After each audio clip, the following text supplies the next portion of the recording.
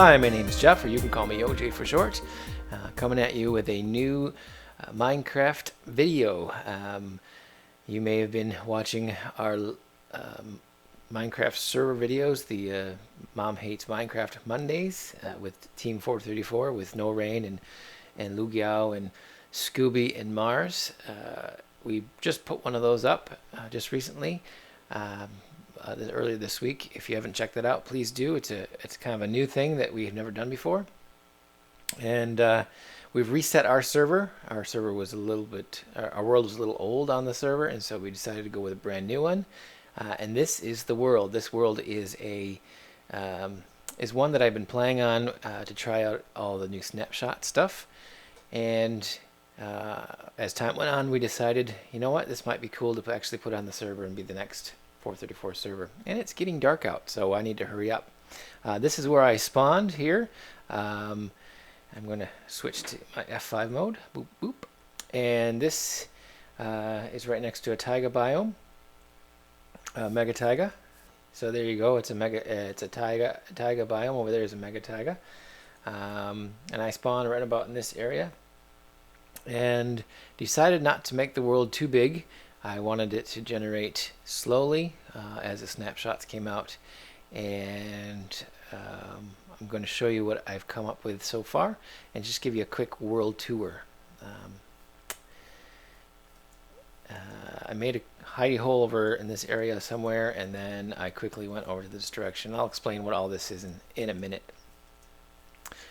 But this is the new YoJay base. I hear spiders, so I'm going to hurry up and run. Let me go sleep real quick, and I'll give you a tour.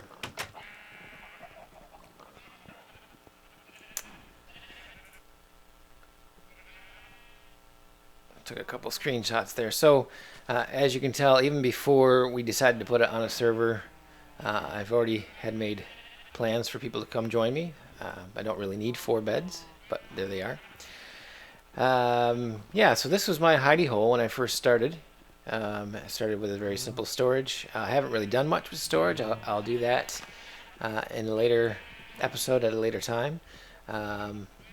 This here is my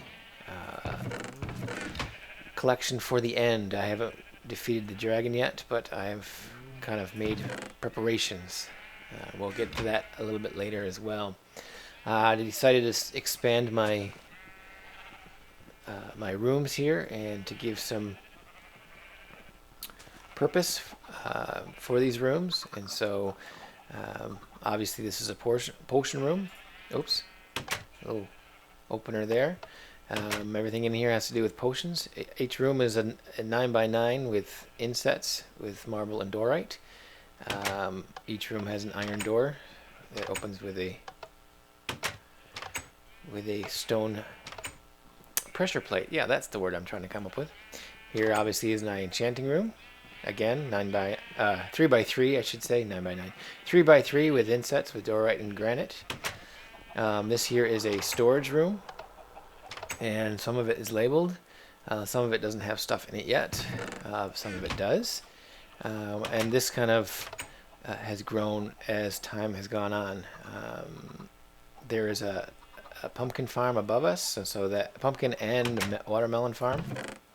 So this automatically will fill with watermelons and pumpkins from up above. I also have a chicken cooker, and that will fill in this chest and this chest as well. Getting backlogged with eggs, and I'll show you how that all works in a minute. The rest, this is also from the chicken cooker as well. So these things get filled up automatically on the bottom, and the rest I fill manually. Again, pressure plate, let us out. And here is a way to the portal. I don't like having the portal too close because I don't like hearing the portal noises. In here, I just put this as a maintenance room because it's just the back end of the sorter for the eggs and the feathers and the cooked chicken. In here is another storage. These are empty here, except for the hoe. But this automatically gets filled with seeds from a farm up above, and this gets filled with wheat from the farm up above as well. Again, 3x3 inset. And then this one here is kind of like the other one, except for this one gets filled with carrots and this one gets filled with potatoes. Nothing in these other ones yet. To be determined. In here is just a simple furnace array. Just if I have big smelting projects, I can just come in here and do those. And so that's all I have for in here. Let's go take a look outside. So I try to keep this as natural as possible, but keeping with the stone. The stone outcropping was here already with the doorite and some granite in it as well. So I've just kind of terraformed it, but I try to keep the natural look. This is all the noise that you keep hearing. Just a simple cow, sheep, and my pig farm here. Here's the watermelon farm. Basically, power goes to these repeaters, and out of these repeaters is a piston. Actually, two pistons, one on each side, with glass. And when the pumpkin is grown or the watermelon's grown, it completes the circuit, which there's a tick or so delay. The piston comes down and then the hoppers pick up whatever's there. So it's not 100%. Once in a while you get little floaties of the items not going down the hoppers, but when I'm on here by myself, that's all I really need. So again, watermelon on one side, pumpkin on the other, and this gives two areas for the pumpkin to grow. So it's pretty efficient. I like it. You can hear chickens. This is the cooker section of it. Let's go upstairs real quick and show you the chickens and how I have them. So here are the chickens. They're just in there and just living, doing the best they can. You notice there's white wool on the bottom and one gray wool. And basically what I did is any eggs that are laid on the white part get turned into baby chickens, which then grow and get cooked. And any eggs that land on the gray spot, it just collects the eggs, and I have tons of eggs, so that's plenty. I don't need to have any more eggs, but that's them there. And then you've all seen chicken cookers and that kind of thing. Mine is instead of a lava blade, every time an egg comes down, it sets up a chain reaction where it hatches the chicken, and then if there's any that have grown, it also does a dispenser of lava. And we'll cook any chickens that have grown, and then underneath is the hopper system taking it over to the storage. So there you go. Let's go up here, and I'll show you my other two farms. It's kind of an adaptation of other farms I've seen online. This is a wheat farm. It's 5 by 7 up top, 5 by 7 in the middle, and then 5 by 8 at the bottom, and then the water flows take it downstairs to my storage system. And again, carrots and then potatoes. For longest time, carrots and then potatoes. For the longest time, I didn't have any potatoes until finally I killed a zombie that had potatoes and was able to plant them. The thing about this world is I've yet to find a village. I can't find a village anywhere, and which is fine, but I haven't really explored too much. Like I said, I want to keep this world as small as possible, so and explore it slowly but surely. This was my Enderman killer. It's pretty flat land, I figured, and so I would try to collect Enderman end pearls, and I died a few times in the process, but I think we have enough now. In fact, I did find an end portal, so it's all ready to go. So I just need to get ready to fight the dragon. The reason why I'm coming over here is, as you know, that with the snapshots and this new release 1.8, out in that direction there is a deep sea temple, and at some point I will explore that and see how to make a farm out of that as well. So everything is pretty well collected here. I think there's horses just over that hill.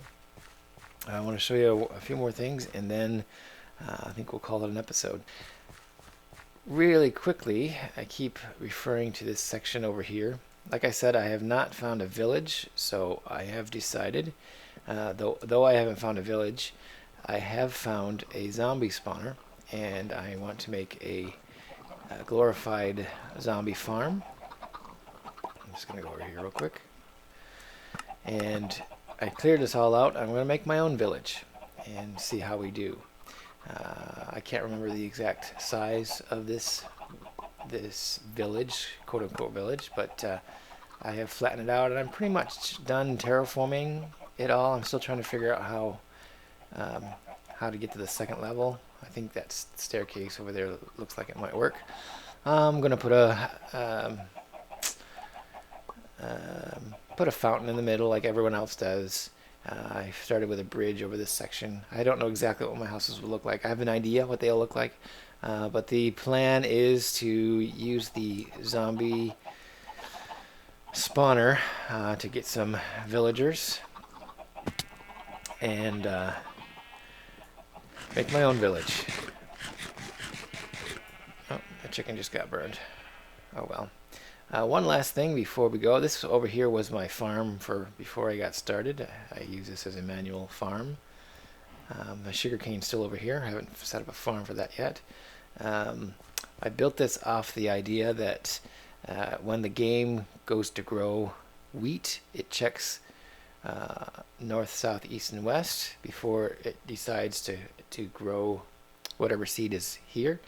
But it doesn't check diagonally, so this is actually a quicker way for wheat to grow. This is where our pumpkins and melons were growing before. I've already terraformed this, and I'll quickly run down here and show you another spawner I have down here.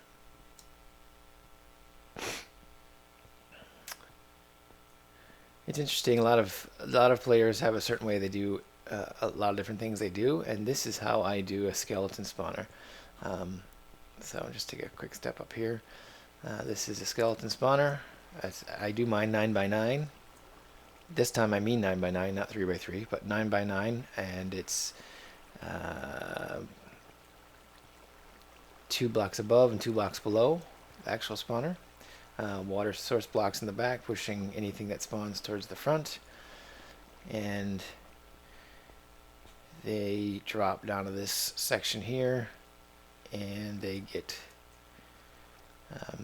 trapped there, obviously. And then when I push the button, a little bit of lava comes out and goes back in, and I can show you that later. I'll show you how I do that.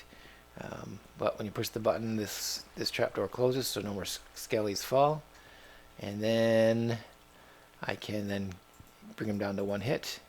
And these are the enchanted bows I've gotten. Here's the bones I've gotten. Here's the regular bows I've gotten. Those are the ones that I fix as I go along. So it's a pretty efficient system. There's the armor. Some of the stuff I've used already. Regular armor, arrows. So I got arrows and bows for days. So I'll explain these trip things a little bit later, but I'll do a quick walk around the back to show you my system. Just an RS NOR latch and a monostable circuit and a split things, all good to go. And I was happy to find out that this works really well on the server. I've seen them not work so well, but this server, this setup, it works well. So at some point maybe I might do a tutorial on that. But yeah, that's all I have to show you for today. There's the end and some other places in the nether I have going for us. And it's raining. But I don't have time to show you that today. But let's keep going with this. If you're interested, leave a like, and if you'd like to subscribe, I'd love that as well. Also, like I said, check out my other videos when it comes to the Team 434 and Mom Hates Minecraft Mondays. We haven't been as consistent. We explained in the video that we've had a little bit of a crazy time of moving and getting resettled and that kind of thing. And But this last episode was kind of fun. Thanks for watching, and hopefully there'll be some more videos along the way. Have a good day, and we'll see you later.